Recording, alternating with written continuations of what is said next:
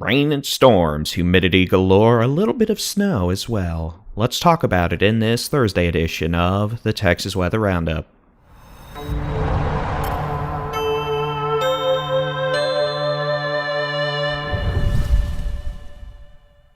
Good morning, it's Thursday, the 7th of November, 2024. I'm Texas Storm Chaser Baldy-in-Chief David Reimer. After a day or two of less active weather, we're back into the busy season with an approaching upper-level storm system that will bring rain, thunderstorms, a little bit of snow as well to a decent chunk of the state. The potential for some severe storms, that potential's upticked a little, and heavy rainfall that could cause some localized flooding. Let's get into it. Let's start off with the severe weather outlook from the Storm Prediction Center. This is going to be mostly for this evening, tonight, into Friday morning. The potential for scattered severe storms with hail, localized damaging winds, maybe a spin-up tornado across the Permian Basin, the western Edwards Plateau, including places like Midland, Odessa, Sweetwater down to San Angelo through I-10. And then the potential for isolated severe storms overnight to Friday morning with maybe some pocket change size hail across West Texas, the Big Country, the eastern Concho Valley, the Hill Country, the Edwards Plateau, Hill Country, I said that already, South Central Texas, and Central Texas, Western North Texas.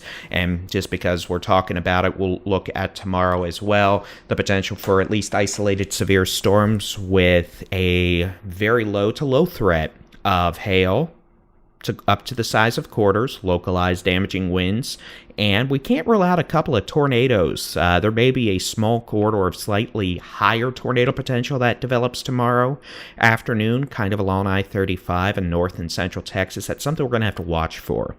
It's not something that is the most probable scenario at this point, but it's something we're starting to see a little inkling that it could happen, so we're going to have to watch for it, and that's why we're mentioning it. Let's talk about it with the high-res rapid refresh model for today, tonight, into tomorrow. You can see scattered to numerous showers and thunderstorms is, well, really late this morning through this afternoon, tonight into Friday across the western half, western two-thirds of Texas.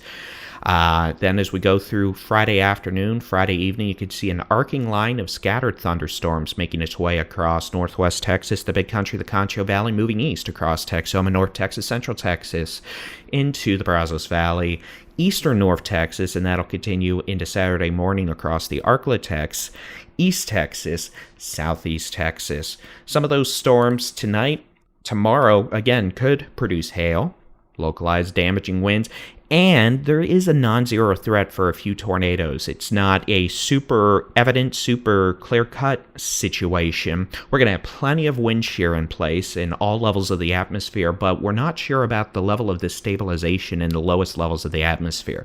We're going to have a lot of moisture in place. We know that. Are we going to have enough destabilization to support the stretching of low-level vorticity? It's all a fancy way of saying we're not sure if all the rain is going to keep things too stable for tornado genesis and spinny doom issues, or if we may have to deal with a few of those tonight and tomorrow. Clear message here is we're just going to have to wait and see, but we'll do our best to keep you updated in the meantime.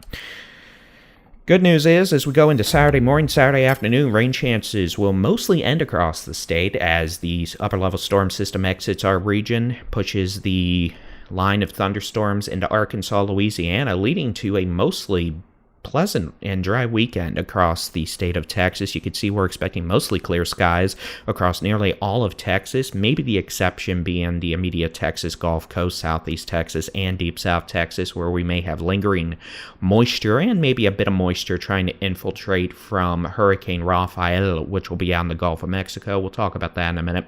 Otherwise, you can see we're expecting dry weather in the state of Texas on, well, for all intent and purposes, a majority of Saturday, Sunday, Monday, Tuesday, and then we may have a storm system try to move in with a cool front sometime on Wednesday and Thursday. We'll see. You can see at this point, this model indicates that front is going to be mostly dry, but we'll see. Here's the forecast rain totals over the next few days, mostly just encompassing today and tomorrow, because the rest of the forecast is going to be dry, we're looking at about 1.5 to 3 inches of rain. Panhandle, northwest Texas into the big country, the Concho Valley, western North Texas, and Texoma. We may have some wet snow mixing in at times in the far western Panhandle, west of a Vega to Dalhart Lime. Can't rule out some accumulation on grassy surfaces, maybe some wet snow and slush on roads. A majority of the Panhandle, West Texas, and thus by association, the state of Texas, will not be dealing with snow out of this. The potential for 1/4 to maybe 1.5 inches of rain. Hill country, Concho Valley, northern Edwards Plateau, central Texas, the Brazos Valley, east Texas, the Arklatex, northeast Texas, southeast Texas, into the Golden Triangle. We may have to deal with some flash flooding and flooding issues northwest Texas, the Panhandle, and the big country, western Texoma. Otherwise, we have a hurricane in the eastern Gulf of Mexico. Yes, typically we would be screaming and hollering and going, yoop-be-doop-be-doopity-doo, but in this case, no. Because this storm system we're dealing with now, plus the cold front, plus the fact it's November, all indicates Raphael's not going to be an issue for us in really any way, shape, or form, outside of maybe some increased tidal currents on the coast. Otherwise, Raphael max winds 105 miles an hour. It's moving due west, which in itself is also pretty unusual for November. Typically, these things would be shunted northeast into Florida.